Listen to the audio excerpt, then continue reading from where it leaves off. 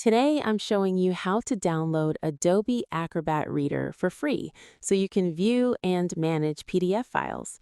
Let's get started. Step 1. Search for Adobe Acrobat Reader. Open your web browser and go to google.com.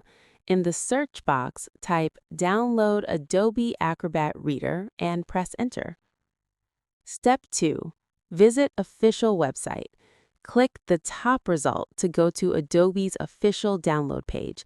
This ensures you're downloading the legitimate, safe version. Step 3. Download Acrobat Reader. On the Adobe page, click the blue Download Now button. You'll be taken to the download page. Click Download Acrobat Reader again to start downloading the installer. Step 4. Run the installer. Once the download completes, locate the installer file in your Downloads folder and double-click it to start the installation. Step 5. Install Adobe Acrobat Reader. The installer opens and begins downloading and installing Adobe Acrobat Reader automatically. This takes 1 to 2 minutes. Wait for the installation to complete.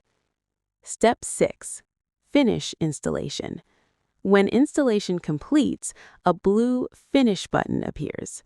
Click Finish to complete the setup and launch Adobe Acrobat Reader. And that's it.